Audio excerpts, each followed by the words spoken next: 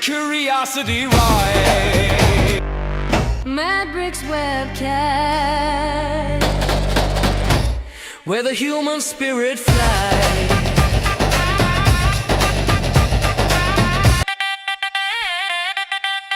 Matrix webcast,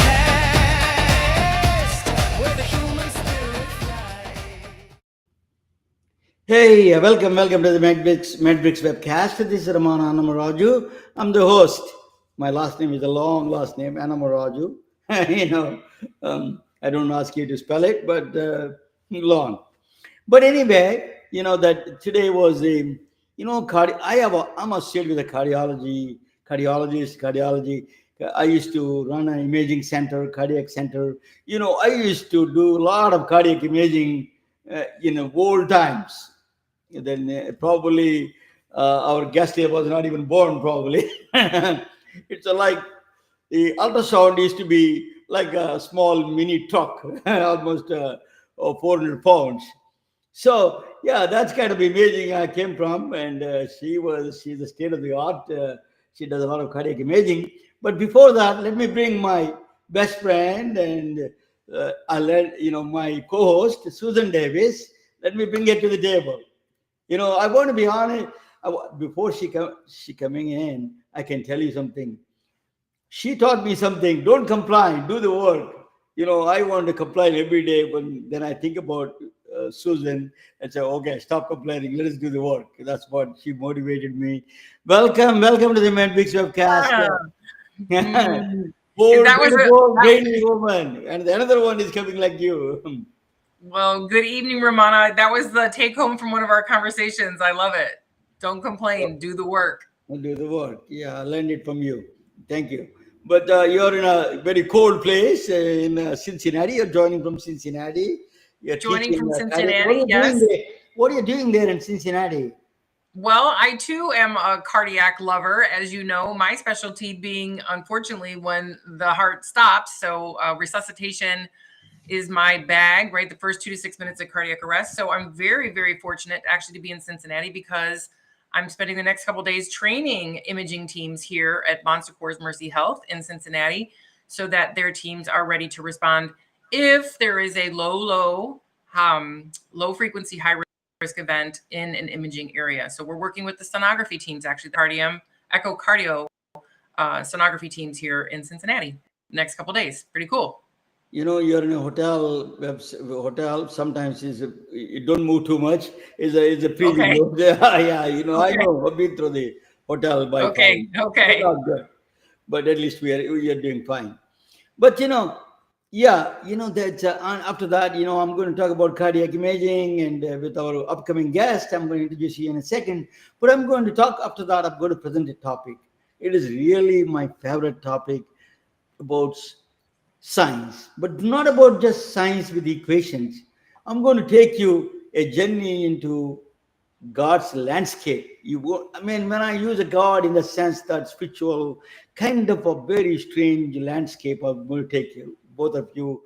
This is a purely scientific. I'm not talking about religion. I'm not talking about anything. Something scientific. I'm going to bring you. That's really blowing. When I was finding out that how the science works, really the power of science really inspires me to do all these podcasts. But anyway, so this is your friend, one of your friends is coming on the show. Her name is Dr. Huma Samar.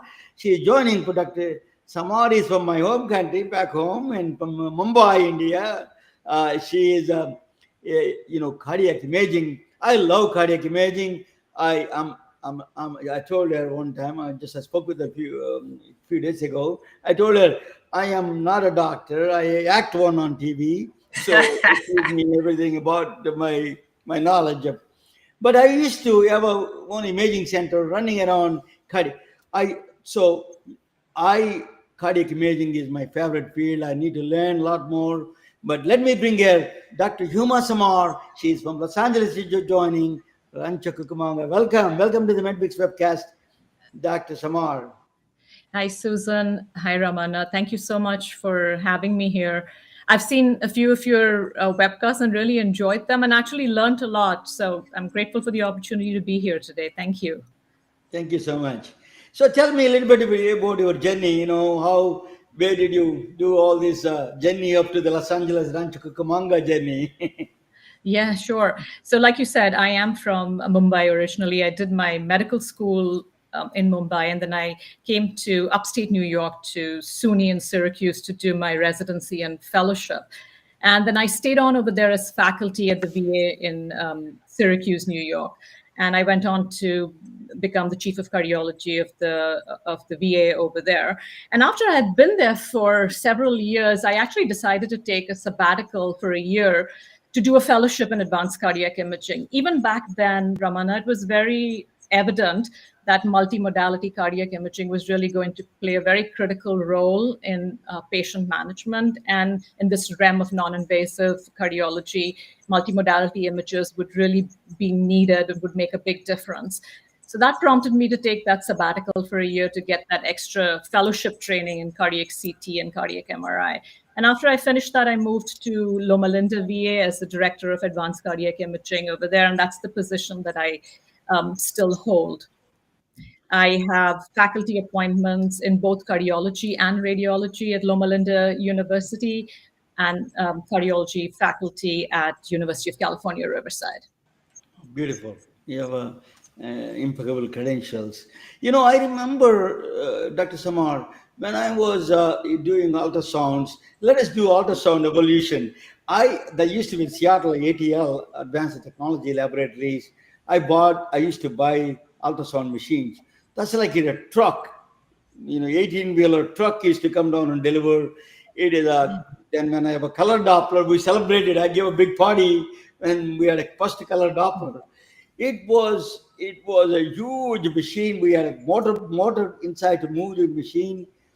So we came a long way. Tell us where your experience with the imaging itself, cardiac imaging, started with ultrasound, or is it mostly cardiologists? I feel that they start with ultrasound, right?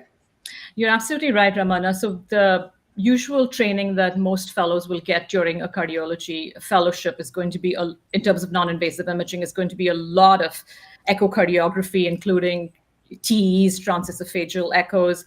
A lot of nuclear medicine is usually built into these 3-year fellowships in almost all programs. So that's where my cardiac imaging journey also started, with echocardiography. And honestly, echocardiography is our workhorse of cardiac imaging. And I think it's going to stay for the near future. Yes, we have very good other advanced imaging modalities, but a modality that you can actually take to the patient, it's hard to replace that with something else that involves multi-million-dollar machines that you have to take the patient to. So something that you can do at the bedside of the patient obviously has immense value. So I don't remember the 18-wheeler truck. That was before my time, I'm very happy to say. But I do remember the era of videotapes, though. That was very much during my time. I do remember the transition of echocardiography going from our videotape archives to the digital archives that we have now. And but yes, when I did my fellowship, all of the modalities that you spoke about, color Doppler and all of those things were very much there. But 3D echo came after that time. 3D echo is something I sort of learned on the job, so to speak, and wasn't part of the fellowship training. So I got my echocardiography and nuclear medicine training during my 3-year Let us stay in one. core Stay on, Dr. Samar. Let me ask you. Stay a little bit on the ultrasound. What kind of diseases you can diagnose?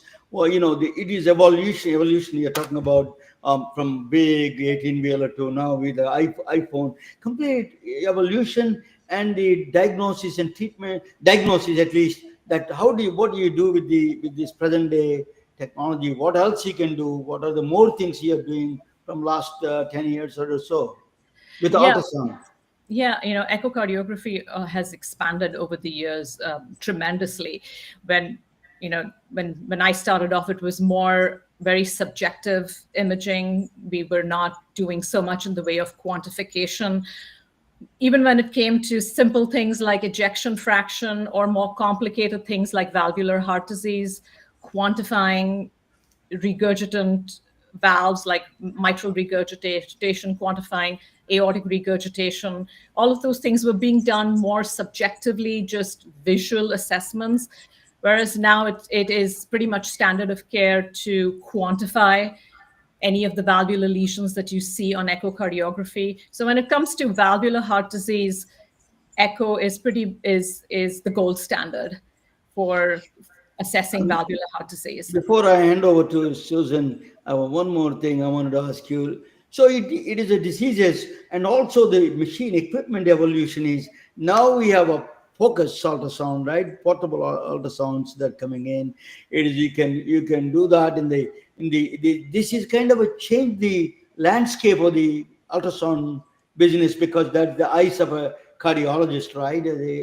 Tell us a little about focus, and then I will hand over to Susan. Beautiful Yeah, Susan, they're ready. You're absolutely right, Yeah. Rama. Focus is pretty much standard of care now. In our ERs, in our ICUs, in all of these inpatient settings, it's very normal to have, the attendings, the residents, the fellows, all moving around with focus probes to, whenever there's a clinical question, put the probe on the patient's chest, try to get the images that you can to answer the question, rather than waiting for a full-fledged sonographer done echocardiogram. So that is, you're absolutely right, that is definitely standard of care. And focus has also moved into the outpatient setting. When I was looking at a few studies, I was very surprised to see that in one study, it was reported that up to 44% of family practices said that they use focus in some form of or another. Wasn't all cardiac, they use it for other reasons as well, but cardiac focus plays an important role. And when you spoke about innovations, there is, of course, a lot happening in the field of AI and echo. But one field or one part of this that I'm following very closely, because I'm very interested in it, is these AI embedded focus probes, which can actually guide a novice person to take basic echo pictures. I mean, we're not talking, 50 images and 60 measurements that a sonographer does, but a very basic echo, 2 views, 3 views, that can give you a simple ejection fraction with very good accuracy. So it's not just residents and fellows or physicians who can do these focus images. It's nurses. It could be any staff in a clinic, because it actually guides them step by step where to place the probe, how to angulate the probe.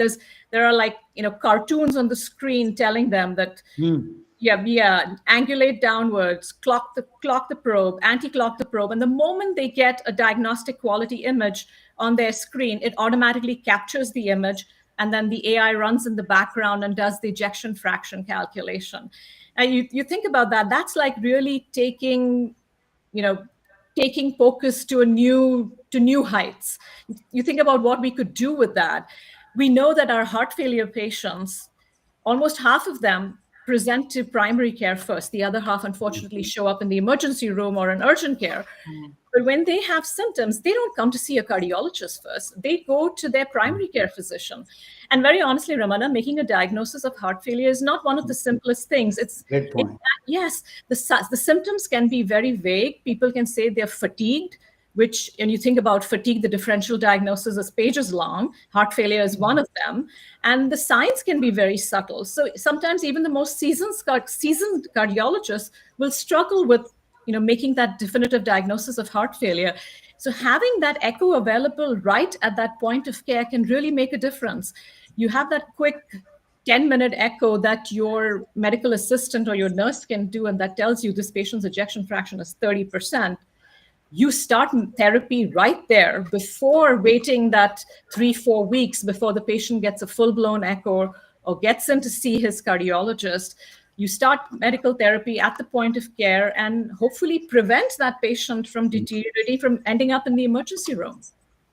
Beautiful. So it's just showing how clinically meaningful that information is, and at the point of care, whether you're rural or at a clinic, that's amazing. I mean, hot off the press, Dr. Samar, October 2022, just a month or so ago, the American Heart Association put out their Q5-year recommendations, and I was wondered to see that they did have a recommendation for point of care ultrasound post cardiac arrest. my background as a trauma nurse, we would use fast exams, in the trauma room for obvious reasons. Same thing. It's very clinically meaningful. You might not see the whole picture, but we might be able to see something that would help change our direction quite quickly. So what did you think about the American Heart putting on paper that it was something that they recommended? It could possibly be very meaningful to use point of care ultrasound post cardiac arrest.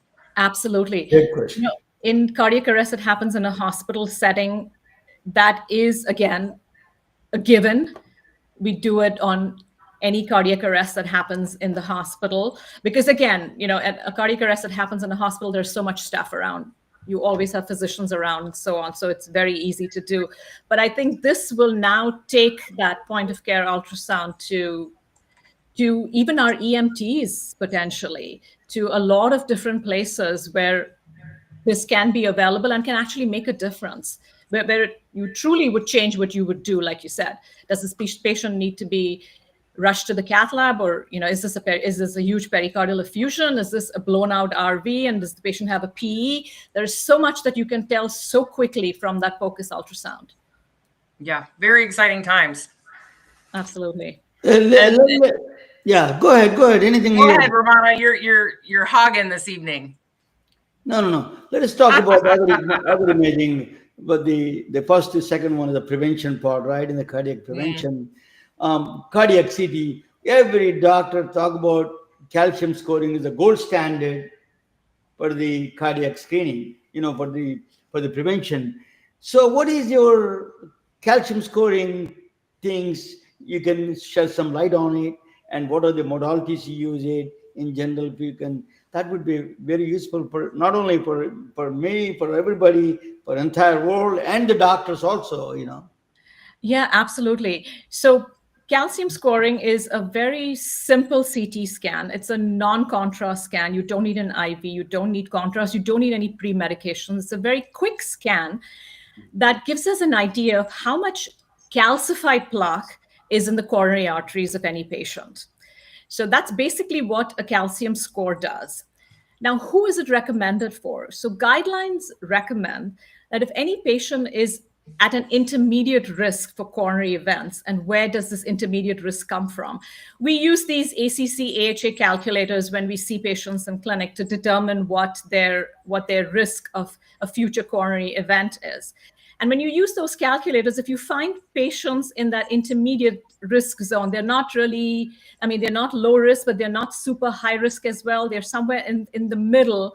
That is where guidelines recommend that you should do a coronary calcium score, because it will give you added information over and above what that risk score has given you to help you guide preventative therapy for that patient. And to be perfectly honest, Ramana, our these risk calculators that we use do have some drawbacks.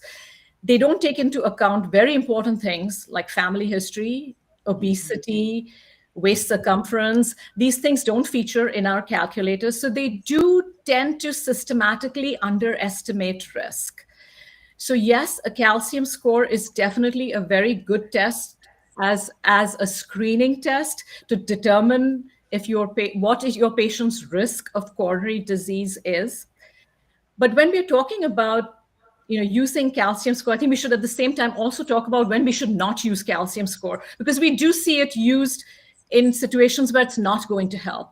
So if you have patients who've already had coronary artery disease, who've had either an MI or a previous stent or bypass, there is no utility to doing a coronary calcium score. They are already in the highest risk bracket. There is no additional information that a coronary calcium score is going to add. The second type of patient that you should not do it for is somebody who has symptoms.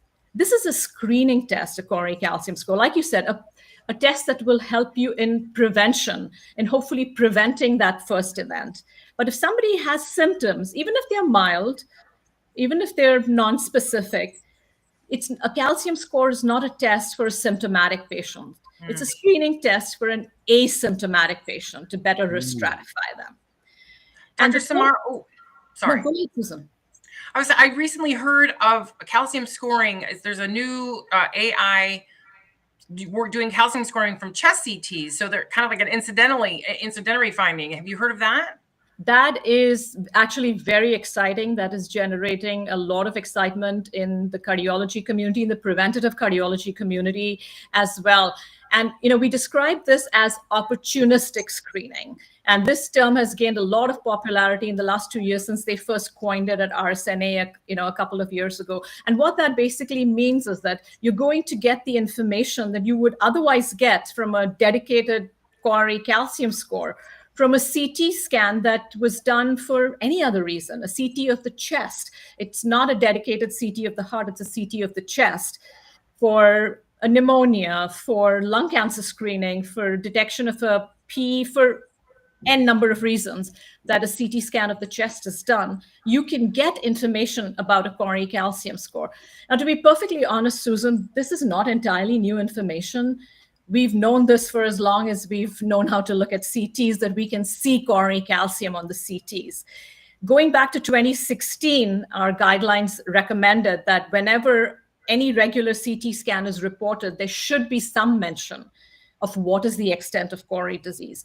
We didn't have AI Cori calcium scoring on CT scans back then, but we had radiologists saying, it's mild, moderate, or severe just by looking at it. And studies have shown that even that mild, moderate, severe correlated very well with calcium scores that were done on dedicated, Cori calcium scans. Yeah. Wow. But even that did not gain widespread adoption at all. It's so sporadic. Some centers report it, some centers don't report it. In one center, you'll have some radiologists report it, some don't report it. When clinicians see this coming back, they're not sure, what do I do with this information? I had not really asked for this information. What do I do next? So that never really took off. But what you're talking about, the AI calcium scoring, is really very promising, because one is, it's something that sort of runs in the background on any CT scan and will generate this calcium score. And the calcium score is something that primary care physicians are very familiar with. Our calcium score is a very well-validated tool with very well-validated cutoffs. Every primary care physician knows that if a calcium score is 0, I can withhold statins unless the patient has diabetes or is a smoker or has family history. They all know that if the calcium score is between 1 and 100, statins are favored, especially if the patient is over age 55. And if the calcium score is over 100, yes, absolutely, statins are needed.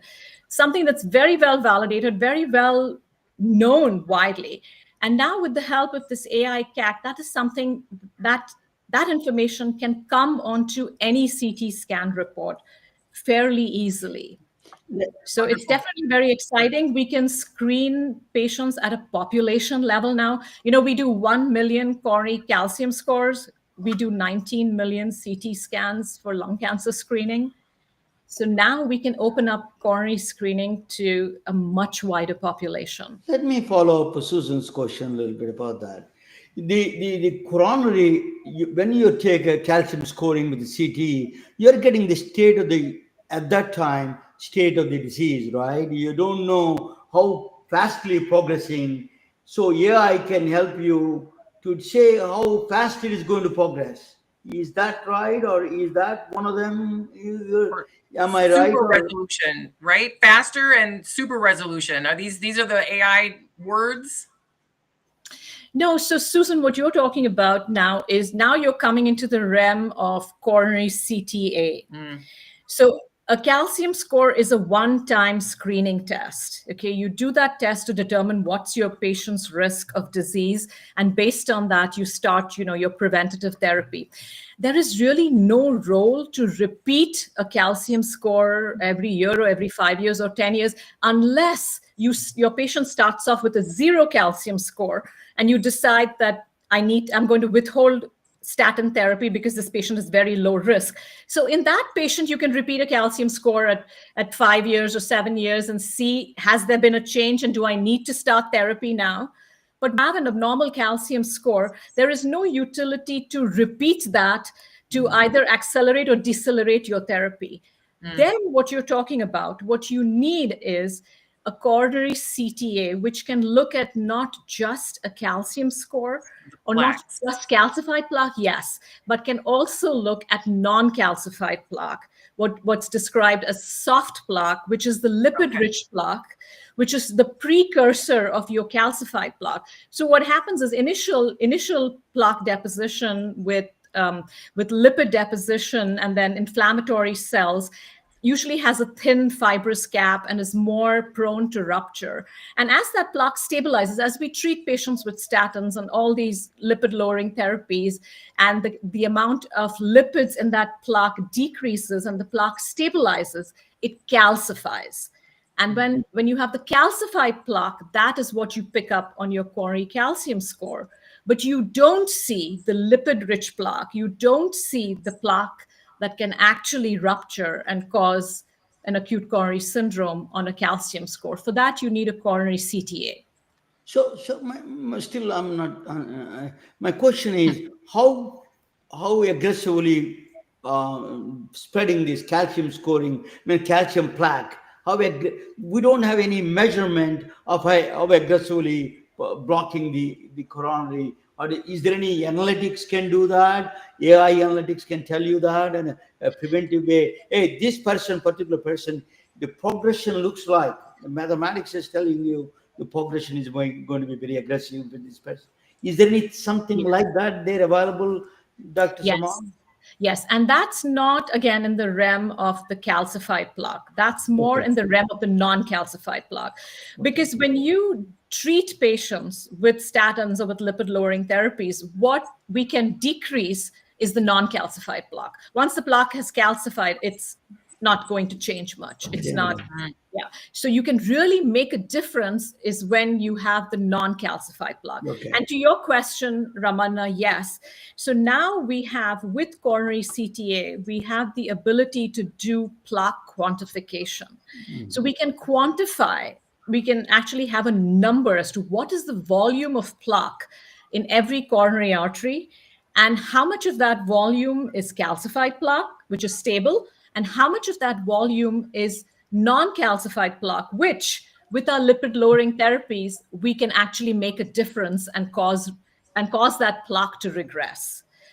Yes, we can actually, by looking at a coronary CTA now and by quantifying the plaque that is in there, we can tell that which patients, if we treat them aggressively with preventative therapies, we will be actually able to decrease their plaque burden and subsequently decrease their risk of future events. The biggest challenge, Susan, just give me 1 second. I'm going to ask you. That's okay. The biggest challenge is that the CT is not available in rural areas or in countries like back home, like India or any other. Lot of countries don't have that access to CT. Are there any advances coming up to measure indirectly calcium scoring?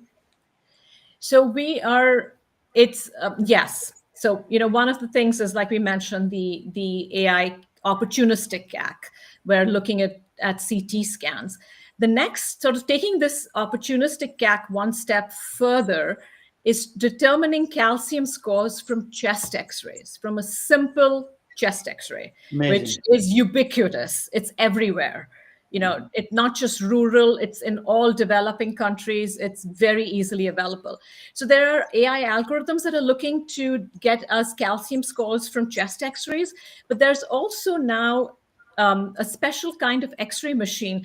It's not remarkably different. The difference is that it has dual energy X-rays rather than single energy X-rays. So because it has dual energy X-rays, it can do a bone subtraction, and it can also do a soft tissue subtraction. So it can actually calcium score on a simple X-ray.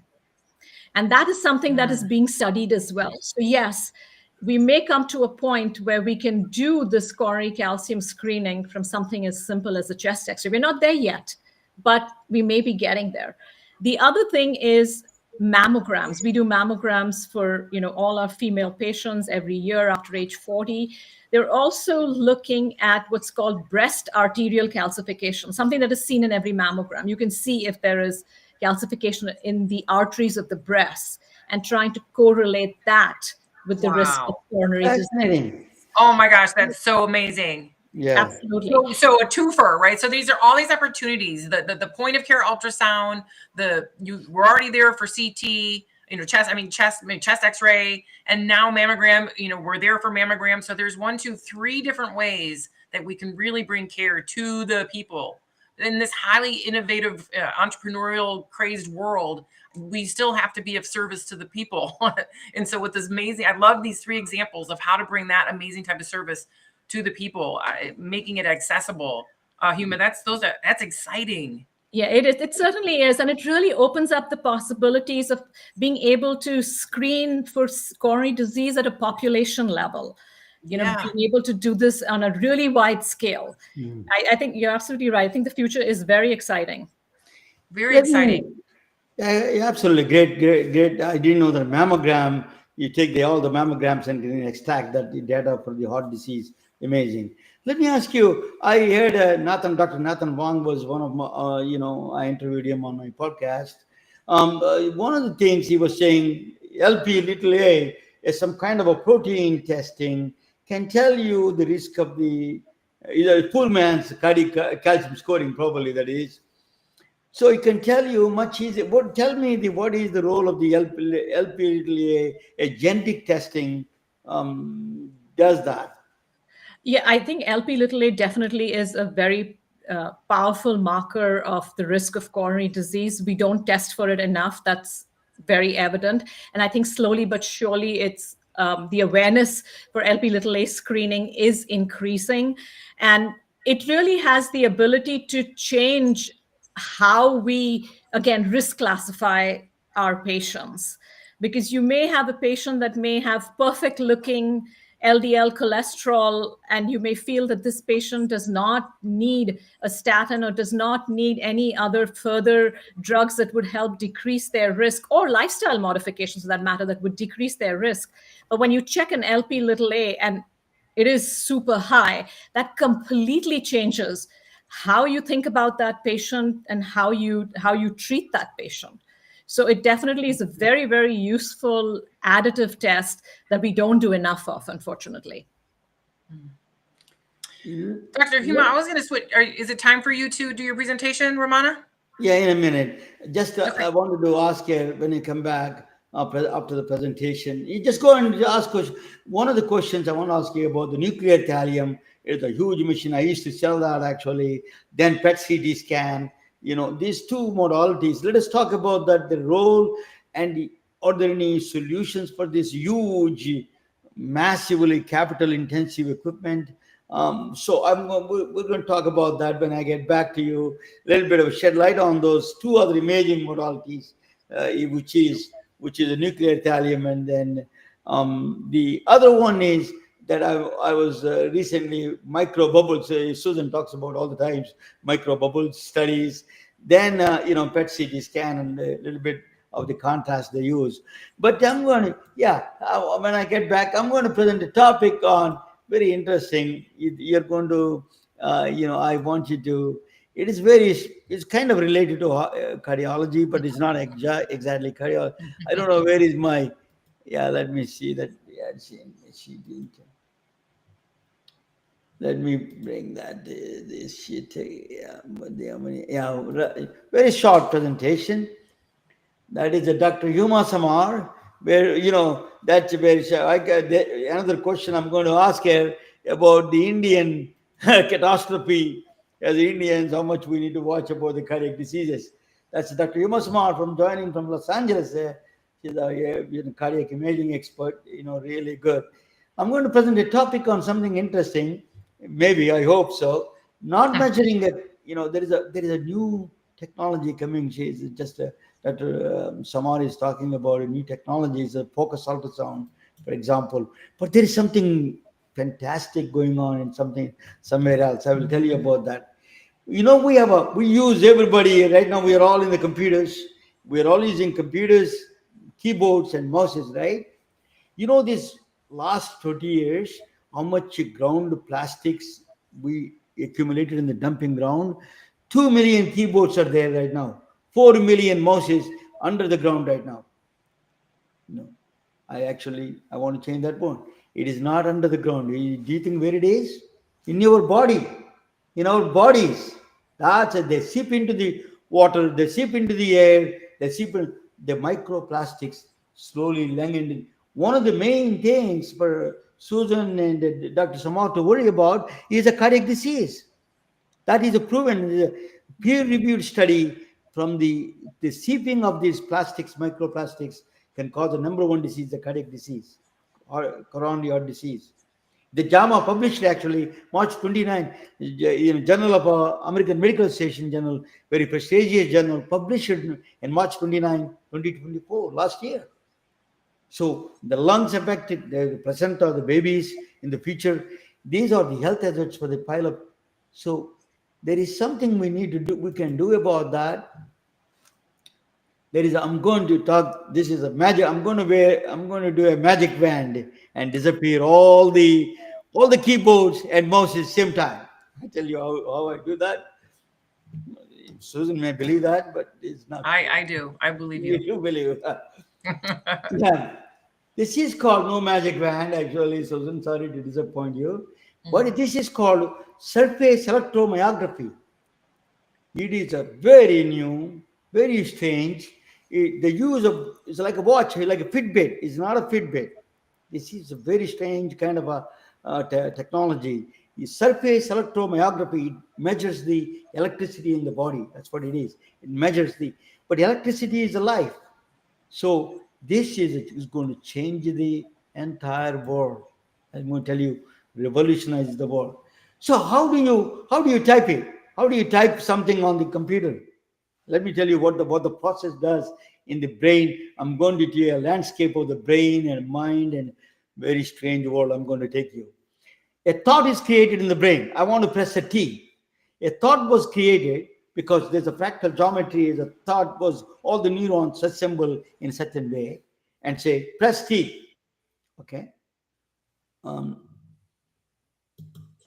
don't know what happened. Yeah. So sometimes Susan disappears, with the magic wand. So that brain thinks about the T first, then thinks about a thought is formed. Then it sends a nerve signal. Immediately, the nerve signal sent it to the neuromuscular junction into the finger, into the wrist actually. A signal is sent to the wrist. Then in the wrist, there is a muscle. The muscles create electricity. That electricity moves the finger and we press T. That is a traditional process, what it does. The science behind present day, how you type the in keyboard interaction or mouse interaction. So my scientists physics came up with a brilliant idea. What about, I'm going to follow all the thought is created. You want to press T, neuromuscular junction, you got the electricity there. If I put a detector there, without moving the finger, can I find out what I'm thinking? That was a strangest thing. It blew my mind. It is an intentional reader. What it does is this wristband can read the fibers inside, the electrical patterns inside. Before I type anything, scroll, type, press any buttons, it knows this device knows what you want to do. It figures your intentions. Very strange. That tells you want to press T, that is the electrical pattern. It matches a particular pattern than microfibers inside. There is out of 20,000 fibers, 5,000 motor nerves says that you got to press T. It doesn't say that. It doesn't know there's only electricity. But the pattern is recognized by this machine. That's the wristband. The wristband, The wristband, how it works. So the electric signal goes to my finger, my index finger. That it has a very clear patterns what that is. That pattern says I need to move my finger, your index finger. That is the signal, electrical signal came. You see, out of all the 5 fingers, the red one is on on the electrical signal on the index finger. So that means my intention, at this time I'm not moving anything.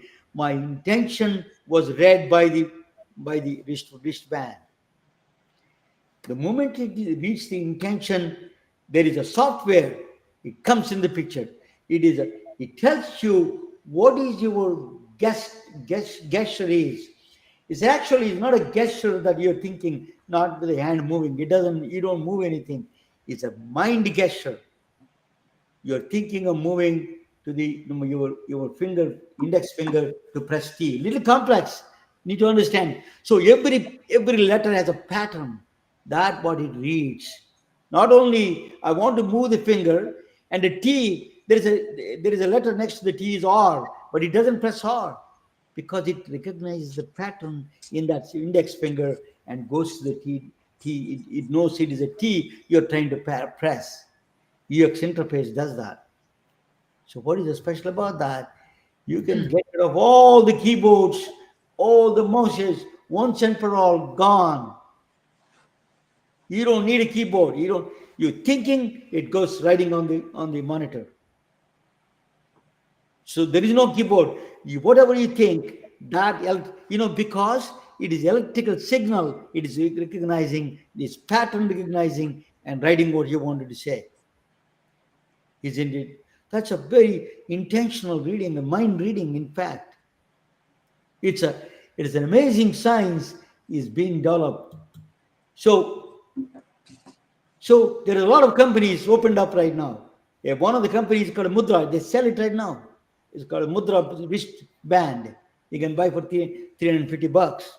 If you want to be cheap like me, you can make your own for $50 in the Fly Electronics. So surface electromyography wristbands, Apple is doing it right now. MyoWare, Shimmer, a lot of companies jumped in. This is a huge opportunity for them. This changes the landscape of the computer industry and the whole hardware industry. So what is direct savings of this? $32 billion for 3 years. Even if you buy for $50 or $70 for the wristband, the amount of money that you're spending on keyboards and mouses, they're all mechanical, they go bad, they go into the dumping grounds. You can save $32 billion in 3 years. You know what? We can save that money we take and can save lives. United States have only less than 3 million AEDs, automatic defibrillators. Susan and Dr. Samar does. Now, 30 million AEDs requirement is actually USA requirement. It is by Garden Studies. Studies that 30 million AEDs required across the country. We are nowhere closer to that. So Susan is an expert in this area. She goes to the rural areas and train all these people. But you know what? That you can bring you can put every city, America first. You can put in every village these AEDs without saving money, with that wristband. And this wristband does a lot more than those. It is a fall prevention. It can give you 1 second advance notice before you fall. A breaker, anything is breaking, falling. 1 second is it's a huge amount, because I was surprised. Most of the human reflexes are 200 milliseconds. Our reflexes are much faster than a computer reflex. So if you give a 1 second prevention, 1 second advance notice, you can do a lot of things. It calls the caretaker, it calls everything, and it alerts everybody in the family, and then can come up with the cushion, maybe airbag, inflate, all those things can do. You know what the cost of the fall prevention? $50 billion at this time, every year. You can save one person, 50 is a $500 million. Susan can give them AEDs for entire India. So, a lot of people, I'm in Silicon Valley, a lot of these people walking around, Indians, Dr. Samar may know a lot of them, because they walk with the diabetes. We don't know. They don't know. They walk with the diabetes. They don't even know. because we are the high risk group. So what he does is, nobody wants to go to, particularly guys, never want to go to the doctor, never care about it. 25-year-old, no, I don't care. But because they see the world different. But they never stop going to the computer. When they use that wristband, it can predict diabetic neuropathy, early stages of diabetic neuropathy. It's not. So you're preventing at least 1 in 5 don't know that they have diabetes. So when the diabetic neuropathy settles in, just even a simple indication, you can prevent. They will know. Oh my God, I got the diabetes. I need to run. Now it can save $4,500 per person. That simple device, because nobody wants to check the glucose. Nobody wants to do that. But they will work on the computer every day without knowing them. All the Fitbits, all these wearables, all failed because nobody wants to wait. Nobody cares after a while. That's not fashion. But nobody wants to stop working on the computer. Then, Susan, you like your friend Beth. This EMG, surface EMG, can recognize vitamin D deficiency years in advance. Vitamin B complex, the amplitudes of the EMG waves can tell us the vitamin D deficiency and B12, B complex deficiencies. Amazing. This is what it does. So it's a very new technology. Of course, it's a new technology. So what is that? So these microplastics, health hazard for the country is a 250, is going to the heart. Most of the people think coronary heart disease is mostly increased because of the microplastics. There is a study done. The second one is a suspect autism, a suspect children's autism, children's Down syndrome. All those things could be caused by this plastic seeping into the water. It cost, the direct cost of this one is actually computed in the economics is a $250 billion per year. 1.22% of the GDP of American growth. In the worldwide, $1.5 trillion we spend on the nonsense keyboard and plastics. AED. So that if you take that money, AED in every village in the world, you can put it. You can save lives. I'm a fan of technology, but technology is, let me tell you, I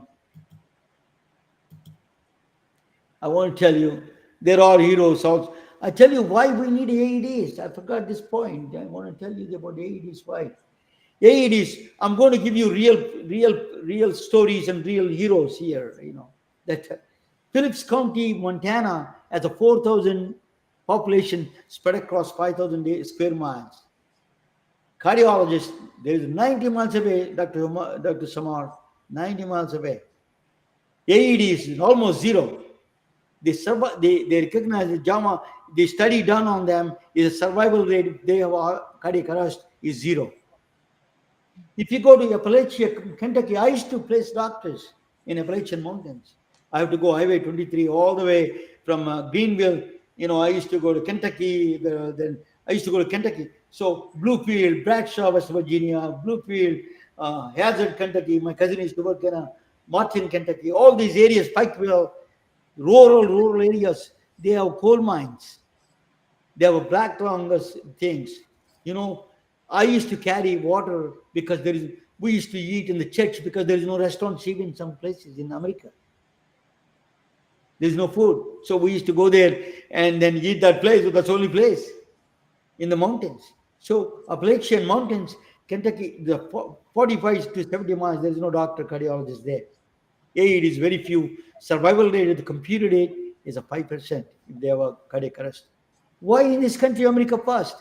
There are heroes here, right here. I'm talking with, Susan Davis. I know her very well. She champions. I'm really proud of her in that she goes to saves people and talk about the AED and trains them. It's a very, very American thing to do. It's saving lives. Dr. Samar, she is taking to the veterans, go through a lot of these hardships, and then they have this stress, PTSD, and all the other stress, preventing cardiac diseases. So we have to really, not this $500 billion on this data center. We need to do those kind of things. We can uplift the world. And thank you for watching. Those 17 equations in physics give you entire nature of the world, the nature of it works. So I wrote, the future of medicine will not be written by those who makes those noise about technology, but by those who return to the silent truths of physics and physiology, medicine, physicians and healthcare professionals and policymakers. Rokhanna is, I hope he's listening. He's on my podcast. He's not on the podcast. I want him to come back. People like Rokhanna and all those people, presidents and a lot of even the Trump administration, healthcare people, must not abandon science. It is our only path forward. Yeah, thank you for watching. Let me bring back my friends back to the stage. What do you think, Doctor? What do you think of all? Ramana, that's a really interesting gadget, and sorry, may not be for healthcare reasons so much, but I'm a terrible typer, so I'm going to try that out to see if it's any good to begin I with. want them on both arms. I'm going to get them on both arms, and for sure, I'm not a very good typer either. Very interesting, and Ramana, and thank you so much for all the kind words and the thoughts, and including AEDs. I really appreciate that you sprinkled that throughout your presentation this evening. Thank you. Yeah. Dr. Samar, yeah, my job is to just both ways, because I'm in the middle of that technology and medicine kind of a guy. I'm in the middle of that. Very few people want to talk about those two together. But I want to ask, you're one of those people. You have to use technology for the imaging. Now let us talk about this new imaging. Is nuclear. Nuclear cardiology is functional medicine, right? You know the functions of the heart, wall motion, and all those things you study. But it is a huge, and the isotopes are challenging. So is there any evolution coming in the nuclear cardiology, or what kind of things it does better for you? And is it still powerful tool? Yeah, it certainly is. And when it comes to stress tests, when we think about stress tests and think about nuclear medicine stress tests, what we're actually thinking about is the SPECT stress test, the cardiolite stress test that we're all familiar with, are all done on our SPECT scanners with our technetium isotopes, and they don't have very good sensitivity and specificity. But if you do those stress tests on a PET scanner with PET tracers, they have much better sensitivity, specificity. The radiation dose is lower with the PET tracers, and they do something. The PET tracers and the PET scanners can do something that the SPECT cannot, which is actually quantify myocardial blood flow. So when you do a stress test with PET, it can actually tell you how much blood flow is going to the different parts of the heart, which is very valuable information. So, PET is a very good modality of stress testing. The problem, as you rightly mentioned, Ramana, is the fact that it's not so much the PET scanner. Almost even every community hospital these days has a PET scanner for oncological indications. That same scanner that you would use for a PET stress test.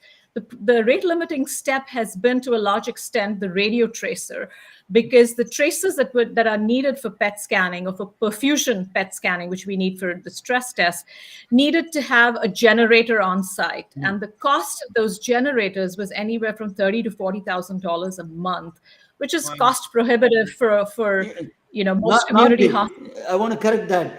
It's not it's not the electrical generation. You're talking about cyclotron, the radioisotope generator, right?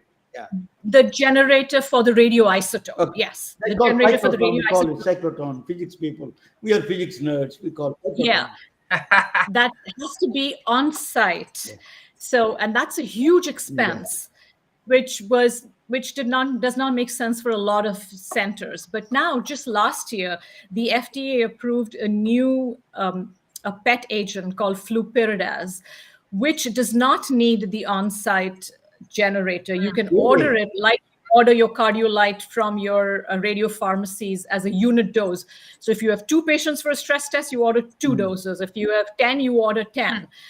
So that has really led to a resurgence in the interest of using PET scanning for stress testing again, which I think is great, because I think the field of nuclear cardiology, when it comes to stress testing, is really moving away from SPECT imaging and towards PET. So this new radio tracer is really going to move that forward in a big way.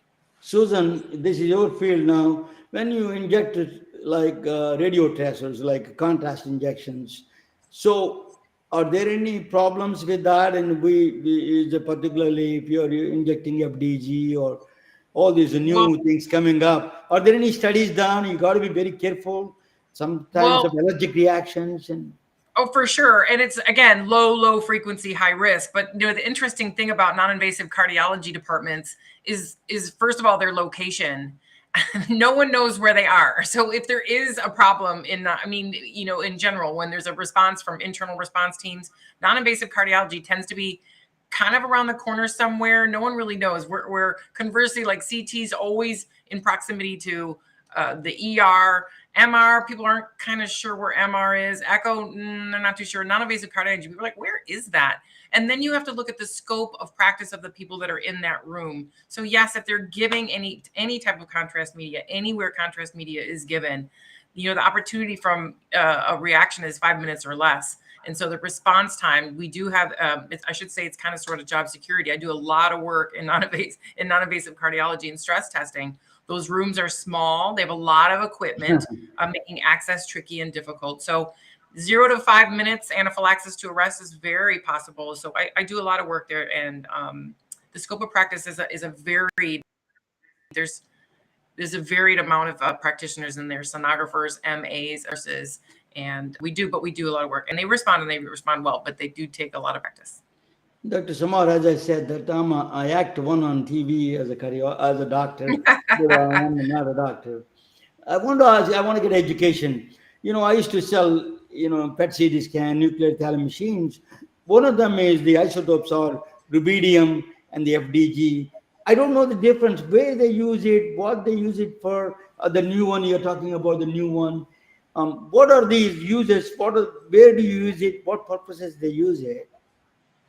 Yeah, sure. So when it comes to the PET tracers, I think we can think of them broadly in 2 categories. We can think of our perfusion tracers, and then we can think of the metabolism tracers.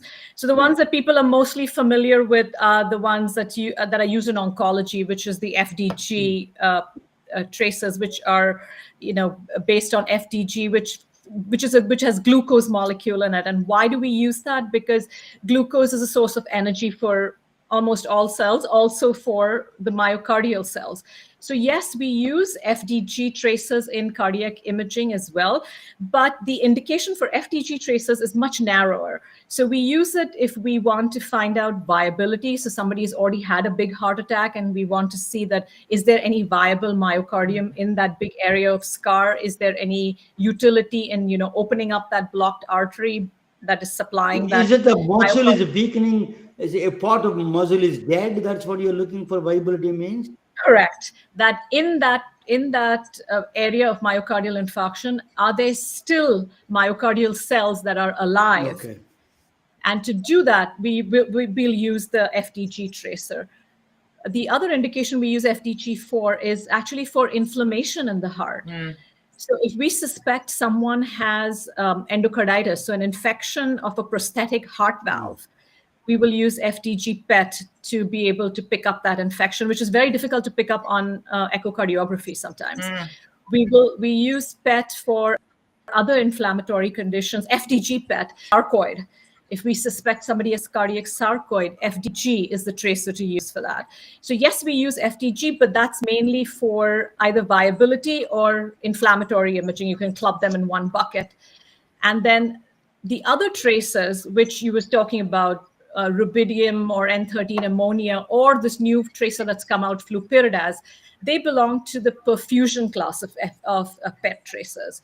So we use them to look at myocardial perfusion, because these are tracers that are taken up by the myocardium proportional to the blood flow to the myocardium. Those are the perfusion traces, and then the other ones are the metabolism traces. The perfusion, the volume of the blood going back, and all those all those things you can measure, right? In the Yes, the volume of the blood going to the myocardium. amazing. So I think the cardiology is moving to the. I think we are. Do you know that anything about the little bit of maybe it's out of your field, but I'm going to ask you transplants, heart transplants. You think it's going to be the future? We are going to take a pig heart and then put inside in the They can 3D print a heart, Romana. We can 3D print a heart these days. I mean, you want to print the- yeah, you want to print a Now, heart, you're you know. absolutely right. That is one place that is, we really need some serious innovation in that area, because, as you know, the hearts are so difficult to come by. Any organ, for that matter, is so hard to come by for a transplant. The transplant lists keep getting longer and longer. Yes, there have been, you probably may have also read in the news about that patient surviving for several days when they did that, when they did that. I think it was a bovine heart or something that they transplanted in them, but of course it was, a limited survival. But and then they, the total artificial hearts and so on. But again, they all have their limitations at this point in time, and it's nothing is as good as a true heart transplant. So I think we're still a long ways away from seeing something really dramatic in that field. Or I have not heard of anything that is really ready for prime time that will change how we do heart transplants at this point. Dr. Samar. Dr. Samar. Yeah, go ahead, Susan. Go ahead. Well, I'm just all this talk about innovation and your expertise in cardiology is so valuable. I was wondering what you thought about. There's so many clinicians with your expertise and many other specialties that are leaving the walls of hospitals and clinics and heading out into the entrepreneurial and innovation world. I know you recently got your MBA in those very same areas, and I was very fortunate to meet you at Health this year. I was wondering, what was your take on how did you feel as a clinician with your expertise in that arena? And did you meet a lot of other clinicians? Do you think there is a wave of this happening? And where do you think we're going with that type of movement and transition in healthcare?